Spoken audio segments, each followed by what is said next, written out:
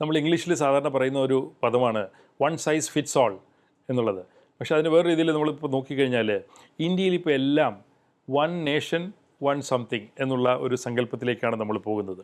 Unity in diversity എന്ന് നമ്മൾ പറഞ്ഞിരുന്ന ഒരു സ്ഥലത്ത് നിന്ന് മാറിയിട്ട് ഒരു രാഷ്ട്രം ഒരു ഭാഷ, ഒരു രാഷ്ട്രം ഒരു ഭക്ഷണം, ഒരു രാഷ്ട്രം ഒരു ദൈവം, ഒരു രാഷ്ട്രം ഒരു മതം എന്ന രൂപത്തിലേക്ക് നമ്മൾ മാറുന്ന വല്ലാതെ പരിഹാസ്യമായിട്ടുള്ളൊരു സ്ഥിതിയാണ് ഇന്ന് ഇന്ത്യയിൽ നിലവിലുള്ളത്. അത് ഇന്ത്യയുടെ ഭരണഘടനയ്ക്കെതിരാണ് പലപ്പോഴും.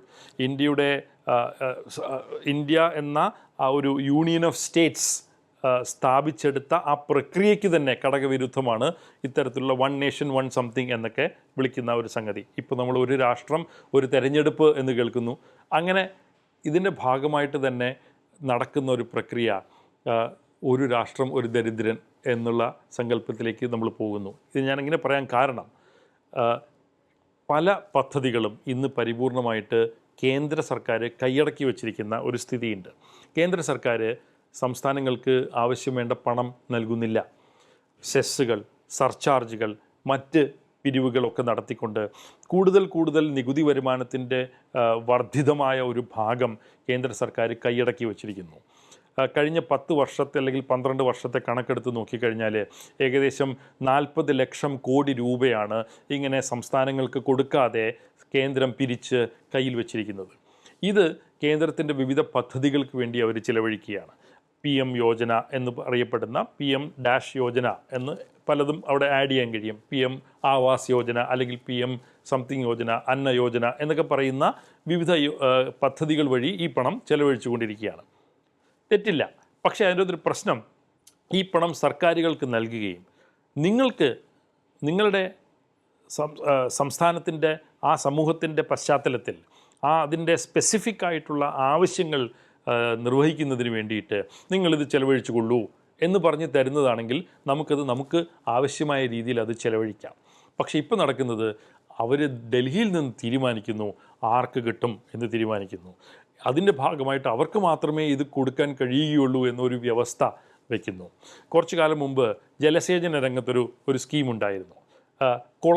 ഗ്രാമീണ മേഖലകളിൽ കുളം കുഴിക്കുന്ന ഒരു പദ്ധതിയായിരുന്നു അത്.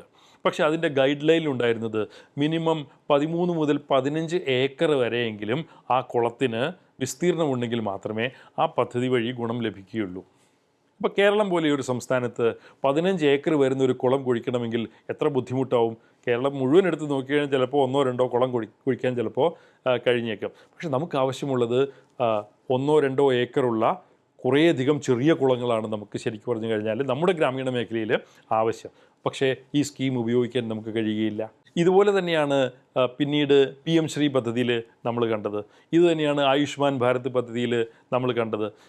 ഏറ്റവും പ്രസക്തമായിട്ടുള്ളത് ഈ ലൈഫ് പദ്ധതിയുടെ ഭാഗമായിട്ട് പ്രധാനമന്ത്രി ആവാസ് യോജന എന്ന് പറയുന്ന ഒരു യോജനയുണ്ട്. അവിടെ ഒരു ഗ്രാമീണ മേഖലയിൽ ഒരു വീടിന് അവർ നൽകുന്നത് 75,000 രൂപയാണ്. ഈ 75,000 രൂപ കൊണ്ട് കേരളത്തിൽ ഒരു ബാത്റൂമിൻ്റെ കതക് പോലും വയ്ക്കാൻ കഴിയാത്ത സ്ഥിതിയാണുള്ളത്. അപ്പോൾ എന്താ, കേരള സർക്കാർ പറയുന്നു ഞങ്ങൾക്ക് ഞങ്ങളുടേതായിട്ടുള്ള സ്കീമുണ്ട്, അതാണ് ലൈഫ് മിഷൻ. അപ്പോൾ ഞങ്ങൾ എല്ലാവർക്കും ഏകദേശം 4 ലക്ഷം അല്ലെങ്കിൽ 4.5 ലക്ഷം അടുപ്പിച്ചാണ് ഞങ്ങൾ ഇതിൻ്റെ ഭാഗമായിട്ട് കൊടുക്കുന്നത്. നിങ്ങൾ കൊടുക്കുന്ന അത്രയും പേർക്ക് ആ 75,000 ഇങ്ങോട്ട് തരൂ, ഞങ്ങളൊരു 3.5 ലക്ഷം കൂടി അതിലോട്ട് ആഡ് ചെയ്തിട്ട് ഒരു 4-4.5 ലക്ഷമാക്കിയിട്ട് ഞങ്ങളൊരു വീട് പണിത് കൊടുക്കാം എന്ന് പറയുമ്പോൾ ഈ 75,000 രൂപ മാത്രം തന്ന ആൾ ഈ 3.5 ലക്ഷം രൂപ കൊടുത്ത ആളോട് പറയുന്നു നിങ്ങൾക്ക് വേറെ ഫോട്ടോ ഒന്നും വെക്കാൻ കഴിയില്ല, ഞങ്ങളുടെ ഒരു ഫോട്ടോ അവിടെ ആ വീടിന് മുമ്പിൽ വെക്കണമെന്ന് പറയുന്നു.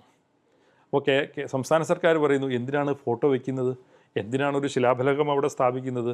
അത് നിങ്ങൾ ദരിദ്രനായിരുന്നു, സർക്കാർ നിങ്ങളെ സഹായിച്ചു എന്നുള്ള ഒരു തെളിവ് അവിടെ, അല്ലെങ്കിൽ അതിനുള്ള ഒരു ഡെപ്പിക്ഷൻ അവിടെ വെക്കേണ്ട ഒരു ആവശ്യം എന്താണ്? അത് അവരുടെ ഡിഗ്നിറ്റിയുടെ ഒരു വയലേഷനായി മാറുന്നില്ലേ എന്ന് ചോദിക്കുമ്പോൾ അല്ല, അവിടെ പ്രധാനമന്ത്രിയുടെ ഫോട്ടോ ഒക്കെ വയ്ക്കുന്ന ഒരു സംഗതിയായിട്ട് അത് മാറിയാലേ അവിടെ അതിൻ്റെ ഗുണങ്ങൾ ലഭിക്കുകയുള്ളൂ എന്ന് നിർബന്ധം പിടിച്ചു കഴിഞ്ഞാൽ എന്ത് ചെയ്യും?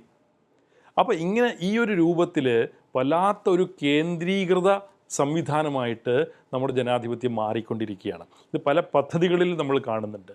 ഇതിൻ്റെ ഒരു പ്രധാനപ്പെട്ട പ്രശ്നം ഓരോ സംസ്ഥാനത്തിൻ്റെയും ആവശ്യങ്ങൾക്ക് അനുസൃതമായിട്ടുള്ള പദ്ധതികൾ, ഇടപെടലുകൾ നടത്താൻ സംസ്ഥാനങ്ങൾക്ക്, അതാത് ഭരണകൂടങ്ങൾക്ക് കഴിയാതെ പോകുന്നു. വളരെ അർത്ഥവത്തായിട്ടുള്ള വികേന്ദ്രീകൃതമായിട്ടുള്ള പരിഹാരങ്ങൾക്ക് പകരം ഒരു അർത്ഥമില്ലാത്ത ഒരു ഒരു ഒരു യുക്തിരഹിതമായ അർത്ഥരഹിതമായ കേന്ദ്രീകൃതമായിട്ടുള്ള പദ്ധതികളാണ് നമുക്കിപ്പോൾ കൂടുതലായിട്ടും ഉള്ളത്. അതിൻ്റെ ഭാഗമായിട്ടാണ് പല സംസ്ഥാനങ്ങളിലും ഇപ്പോൾ ഓരോ വനിതകൾക്ക് 1000 രൂപ കിട്ടുന്ന പദ്ധതിയൊക്കെ പലരും നടപ്പാക്കുന്നത് ഈ ഒരു മറ്റ് പദ്ധതികളുടെ പരാജയത്തിൽ നിന്ന് രക്ഷപ്പെടാൻ വേണ്ടിയിട്ടാണ്, അല്ലെങ്കിൽ പറഞ്ഞു നിൽക്കാൻ വേണ്ടിയിട്ടാണ് ഈ പൈസ കൊടുത്ത് ഈ അവസാന നിമിഷം കാര്യങ്ങൾ ഒതുക്കി തീർക്കുക എന്ന രൂപത്തിലേക്ക് അവർ കാര്യങ്ങളെ കൊണ്ടുപോകുന്നത്. അത് ജനാധിപത്യത്തോടുള്ള ഒരു അവഹേളനമായിട്ട് തന്നെ നമ്മൾ കാണണം. ജനാധിപത്യ പ്രക്രിയയോടുള്ള ഒരു അവഗണനയായിട്ട് തന്നെ നമ്മൾ കാണണം, അവഹേളനമായിട്ട് തന്നെ നമ്മൾ കാണണം. അതിൻ്റെ ഭാഗമായിട്ടാണ് ഈ കേന്ദ്രീകൃത വ്യവസ്ഥകളുടെ പ്രശ്നങ്ങൾ നമ്മളിന്ന് അനുഭവിച്ചുകൊണ്ടിരിക്കുന്നത്. നമുക്കിന്ന് ആവശ്യം വികേന്ദ്രീകൃതമായിട്ടുള്ള കേന്ദ്രം, സംസ്ഥാനം, തദ്ദേശ സ്വയംഭരണ സ്ഥാപനങ്ങൾ, ഈ 3 തൂണുകളിൽ അടിസ്ഥാനപ്പെടുത്തിയ ഒരു ഭരണനിർവഹണ പ്രക്രിയയാണ് നമുക്ക് ആവശ്യം. അത് ഏറ്റവും മനോഹരമായിട്ട് സ്ഥാപനവൽക്കരിക്കപ്പെട്ടിട്ടുള്ളത് കേരളത്തിലാണ്. അവിടെയാണ് ഈ പദ്ധതികളുടെ ഒരു ഒരു ഒരു ഒരു എന്താ പറയുക, ഒരു റെലവൻസ് ശരിക്കും പറഞ്ഞു കഴിഞ്ഞാൽ ഉയർന്നു വരുന്നത്. നമ്മൾ കേരളത്തിൽ ഈ നമ്മൾ പറയുന്ന ദാരിദ്ര്യ നിർമ്മാർജ്ജനം എന്ന ഒരു സങ്കല്പത്തിൻ്റെ കേരളത്തിലാണ് ഏറ്റവും കൂടുതൽ പുരോഗതി ഉണ്ടായിട്ടുള്ളത് എന്ന് പറയുമ്പോൾ അതിനൊരു ചരിത്രമുണ്ട്, അതിനൊരു വർത്തമാനവുമുണ്ട് എന്നുള്ളതാണ് ഏറ്റവും പ്രധാനം.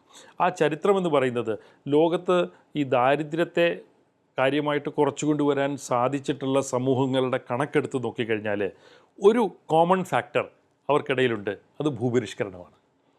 ഭൂപരിഷ്കരണം നടത്താത്ത ഒരു സമൂഹത്തിലും ദാരിദ്ര്യം കാര്യമായിട്ട് കുറച്ചു കൊണ്ടുവരാൻ കഴിഞ്ഞിട്ടില്ല. അതൊരു വാസ്തവമാണ് ശരിക്കും. പക്ഷേ അത് മാത്രമല്ല, അതിനോടൊപ്പം വിദ്യാഭ്യാസം, ആരോഗ്യം തുടങ്ങിയിട്ടുള്ള മേഖലകളിലും വന്നിട്ടുള്ള വളരെ വിപുലമായിട്ടുള്ള വികാസവും ജനാധിപത്യവൽക്കരണവും, അതും ഏറ്റവും പ്രധാനപ്പെട്ട മറ്റ് 2 തൂണുകളായിട്ട് നമുക്ക് കാണാം.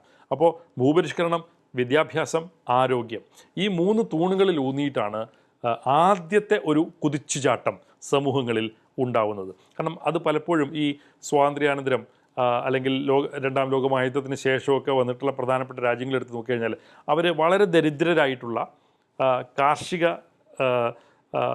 മേഖലകളിൽ ഏറ്റവും കൂടുതൽ പ്രാധാന്യം നൽകി വരുന്ന സമൂഹങ്ങളാണ്, അഗ്രേറിയൻ ആയിട്ടുള്ള സമൂഹങ്ങളാണ് അവയൊക്കെ. അവിടെ നിന്നൊരു കുതിച്ചുചാട്ടം അവർക്ക് സാധ്യമായത് ഈ 3 തൂണുകളിൽ ഊന്നിയ ഒരു വികസന പ്രക്രിയയിലൂടെയാണ്. പക്ഷേ കേരളം അവിടെ നിന്ന് അങ്ങോട്ട് 70കളൊക്കെ വരുമ്പോൾ കേരളം അടുത്തൊരു ഘട്ടത്തിലേക്ക് പ്രവേശിക്കുന്നുണ്ട്. ആ അടുത്ത ഘട്ടം എന്ന് പറയുന്നത് കേരളത്തിൻ്റെ കാര്യത്തിൽ ഈ സാമൂഹ്യ സുരക്ഷിതത്വത്തിൻ്റെ ഒരു വരവാണ്. അപ്പോൾ നമ്മൾ കർഷക തൊഴിലാളി പെൻഷൻ വരുന്നു, വിധവ പെൻഷൻ വരുന്നു, ഭിന്നശേഷി പെൻഷൻ വരുന്നു. ഇങ്ങനെയുള്ള വിവിധ ഇടപെടലുകൾ നമ്മൾ 80കൾ വരുമ്പോൾ നമ്മൾ കൊണ്ടുവരികയാണ്. പിന്നീട് അങ്ങോട്ട് 90കൾ വരുമ്പോൾ നമ്മൾ അടുത്ത പരിഷ്കാരത്തിലേക്ക് പോകുന്നു, ജനകീയാസൂത്രണം. ജനകീയാസൂത്രണം ജനാധിപത്യത്തെ ഗ്രാമങ്ങളിലേക്ക് കൊണ്ടുപോകുക എന്ന വളരെ വിപ്ലവകരമായിട്ടുള്ളൊരു മാറ്റം കേരളത്തിൽ നമുക്ക് നടപ്പിലാക്കാൻ കഴിഞ്ഞു. 73-74 ഭരണഘടനാ അമെൻമെൻറ്റ് പാസ്സായെങ്കിലും കേരളത്തിൽ മാത്രമാണ് ആ ഒരു സ്പിരിറ്റിൽ അത് നടപ്പിലാക്കിയിട്ടുള്ളത്. മറ്റ് സംസ്ഥാനങ്ങളിൽ പഞ്ചായത്തുണ്ടോ? ഉണ്ട്. കോർപ്പറേഷൻ ഉണ്ടോ? ഉണ്ട്. മുനിസിപ്പാലിറ്റി ഉണ്ടോ? ഉണ്ട്. ചില വലിയ സമ്പന്നമായിട്ടുള്ള നഗരങ്ങളിൽ അവർക്ക് അവരുടേതായിട്ടുള്ള റവന്യൂ ഉണ്ട്, ആ കോർപ്പറേഷനുകൾക്ക് ചിലത് ചെയ്യാൻ പറ്റുന്നുണ്ട്.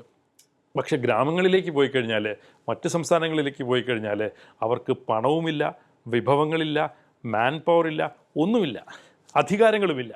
തെരഞ്ഞെടുപ്പ് പലപ്പോഴും നടക്കുന്നുണ്ട്, പക്ഷേ അധികാരങ്ങളോ വിഭവങ്ങളോ ഒന്നുമില്ലാത്ത ഒരു അസ്ഥികൂടങ്ങളായിട്ട് ഈ പഞ്ചായത്തുകൾ മാറുന്ന സ്ഥിതിയാണ് മറ്റ് സംസ്ഥാനങ്ങളിൽ നമ്മൾ കാണുന്നത്. പക്ഷേ കേരളത്തിൽ അങ്ങനെയല്ല.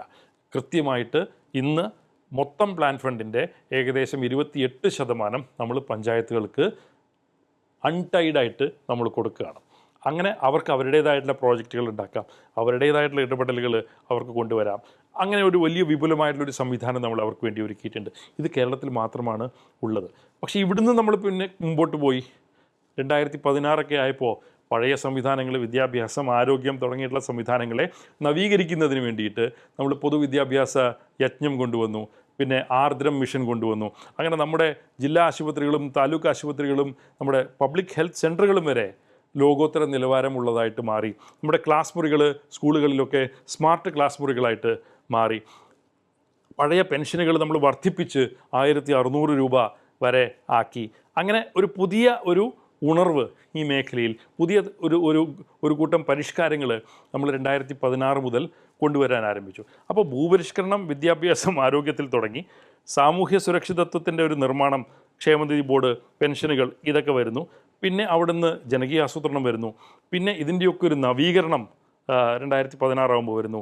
പിന്നെയാണ് നമ്മളിപ്പോൾ 2021 വന്നപ്പോൾ അതിദാരിദ്ര്യ നിർമ്മാർജ്ജനം പദ്ധതിയിലേക്ക് വരികയും പിന്നീട് ഇതിനൊക്കെ പുറകിൽ ഒരു വളർച്ചയുടെ ഒരു പ്രതിഭാസവും തൊഴിലുകളുടെ നിർമ്മാണവും ഒക്കെ വേണമെന്ന് കണ്ടെത്തിക്കൊണ്ട് നമ്മൾ വലിയ രൂപത്തിലുള്ള മൂലധന നിക്ഷേപം നടത്തുന്നു. കിഫ്ബി വഴി അല്ലെങ്കിൽ മറ്റ് സംവിധാനങ്ങൾ വഴി നമ്മൾ മൂലധന നിക്ഷേപങ്ങൾ നടത്തുന്നു. അതിൻ്റെ ഭാഗമായിട്ട് തന്നെ നമ്മളൊരു പുതിയ നോളജ് ഇക്കോണമി നിർമ്മിക്കാനായിട്ട് ശ്രമിക്കുന്നു. ഉന്നത വിദ്യാഭ്യാസ മേഖലയിൽ പരിഷ്കാരങ്ങൾ കൊണ്ടുവന്ന് പുതിയ നിക്ഷേപങ്ങൾ കൊണ്ടുവരാൻ ശ്രമിക്കുന്നു. സ്കിൽ ഡെവലപ്മെൻറ്റ് നമ്മൾ കൂടുതൽ ശ്രദ്ധ കേന്ദ്രീകരിക്കുന്നു. അപ്പോൾ പുതിയ ഈ പഴയ ഒരു സാമൂഹ്യ സുരക്ഷിതത്വം എന്ന് പറയുന്ന സങ്കല്പത്തിന് അപ്പുറത്തേക്ക് പോയി തൊഴിലുകൾ, വരുമാനം ഒക്കെ വർദ്ധിപ്പിച്ച് ജനങ്ങളെ സ്വയം പര്യാപ്തരാക്കി നിർത്തുക എന്ന ഒരു സങ്കല്പത്തിലേക്ക് കൂടി പോകുമ്പോഴാണ് ഞാൻ നേരത്തെ പറഞ്ഞ ക്ഷേമരാഷ്ട്ര സങ്കല്പം പൂർണ്ണമാവുന്നത്. ആ ഒരു വഴിയിലേക്കാവണം കേരളത്തിൻ്റെ അടുത്ത ഒരു 5 അല്ലെങ്കിൽ 10 വർഷത്തേക്കുള്ള ഒരു പ്ലാൻ നിർമ്മിക്കേണ്ടത് എന്ന് എനിക്ക് തോന്നുന്നു. അതിൻ്റെ ഭാഗമായിട്ട് തന്നെയാണ് നമ്മൾ പറയുന്നത് കേവല ദാരിദ്ര്യം നിർമ്മാർജ്ജനം ചെയ്യും എന്ന അടുത്ത ഘട്ടത്തിലേക്ക് നമ്മൾ പോകും. അപ്പോൾ പണ്ട് നമ്മൾ പറയാറുണ്ട് 2 കാലുകളിൽ വേണം നടക്കാൻ. ഒരു കാലിൽ ഉപയോഗിച്ച് നടന്നാൽ ശരിയാവില്ല, 2 കാലിലും നടന്നാലേ വീഴാതെ നടക്കാൻ പറ്റുകയുള്ളൂ എന്ന് പറയുന്ന പോലെ, ഒന്ന് ഒരു ക്ഷേമരാഷ്ട്രം എന്ന സങ്കല്പം ഒരു കാല്, രണ്ടാമത്തെ കാല് വളർച്ച, തൊഴിൽ ഒക്കെ നിർമ്മിക്കുന്ന മറ്റൊരു കാല്. ഈ 2 കാലുകളിൽ ഊന്നിയുള്ള നടത്തമാവണം കേരളത്തിൻ്റെ അടുത്ത ഘട്ടത്തേക്കുള്ള ഒരു പ്രയാണം എന്നാണ് എനിക്ക് തോന്നുന്നത്.